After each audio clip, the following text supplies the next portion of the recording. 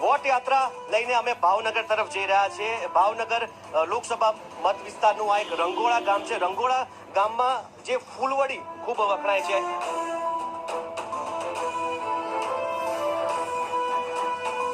આ ચૂંટણી યોજાવાની છે, તમને ખ્યાલ છે? તમે મત આપવા જાઓ છો ખરા? હા હા, મત આપવા જાય છે।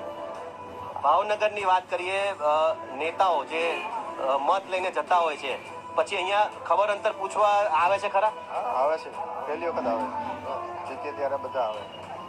જે રીતે ભાવનગરની વાત કરવામાં આવે, આમ તો અહીં ભાજપનો ગઢ રહ્યું છે, પરંતુ આ વખતે કોંગ્રેસ પણ ખૂબ જ અહીં મહેનત કરી રહ્યું છે। લોકોની સાથે જો વાત કરવામાં આવે, કાકા શું નામ તમારું? મારું નામ હકુભાઈ નાનુભાઈ ડાંગર, અને આ ગામની અંદર ગરીબ માણસને કાંઈ પણ મળતું નથી, અને ચૂંટણી આવે ત્યારે આગેવાનો બધા એમ કે ગમે કાંઈક થઈ, એટલે ગરીબનું જ મોત છે, બાકી છે ને રાંગડાનું મોત નથી।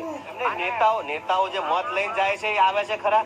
નાના માણસને 25 જમણે પાણી નથી આવતું, અને મારી જેવાને પાણી આપે। નાના માણસ પાણી વગરના 20 આ ગામના વસ્તી પાણી વગરની મરે, એટલે ભેદભાવ રાખવામાં આવે છે એમ? હા, ભેદભાવ રાખે છે।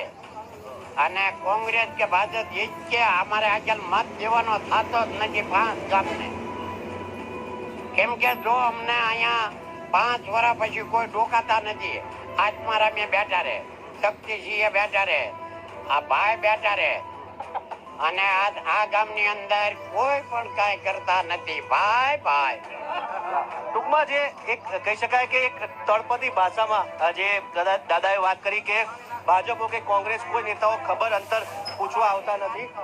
અહીંયા ચૂંટણી આવે છે, ચૂંટણી વખતનો આ વખતે શું માહોલ શું લાગે તમને? ચૂંટણી વખતે આ વખતે મિશ્ર પ્રતિસાદ મળે એવું લાગે છે, અને આ ગામની અંદર 50 વર્ષોથી રહેશે છતાં બીપીએલમાં કોઈના નામ નથી આવતા, અને જે મકાન આવાસ યોજના છે એનો કોઈ અત્યાર સુધીમાં કોઈ કામગીરી થઈ નથી, અને બાકી તો શહેરીકરણ માં અત્યારે કામ ચાલુ છે। ગામડાના ગરીબ માણસો દિવાલો વગરના મકાન રાખીને અત્યારે બેઠા છે, તો કોઈ પણ કાર્ય આવાસ યોજનાના થયા નથી। પણ સરકાર તો જે વાત કરે છે કે ઘણી બધી યોજનાઓ જાહેર કરી છે, તો તેનો લાભ કેમ તમે લેતા નથી કે તમને મળતો નથી?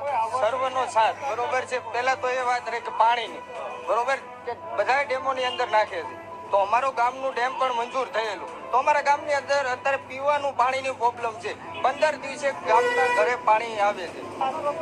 અમારે પાણીનો પ્રશ્ન ગામની અંદર મોટો પ્રશ્ન છે। કેટલા વર્ષથી પ્રશ્ન છે? આવો તો 4-5 વર્ષથી છે, અને આ લોકો નર્મદાના નીરની લગભગ 10 વર્ષથી વાતો કરે છે, બરાબર? ભાજપ વાળા કે કોંગ્રેસ વાળા નાખે છે, કોંગ્રેસ વાળા કે ભાજપ વાળા નાખે છે। કહી શકાય કે અહીં જે રંગોળા વિસ્તાર છે ત્યાં લોકોએ પાણી માટે રસ્તા રોકો આંદોલન પણ કરી ચૂક્યા છે, તેમને નેતાઓ તરફથી આશ્વાસનો પણ મળી ચૂક્યા છે, આમ છતાં પણ હજુ તેમનો જે પ્રશ્ન છે તે ઠેરનો ઠેર રહ્યો છે। લોકોના એક પ્રકારનો આક્રોશ ચોક્કસ છે, અને મતદાનનો બહિષ્કાર કરવાની પણ તેઓ અત્યારે વાત કરી રહ્યા છે।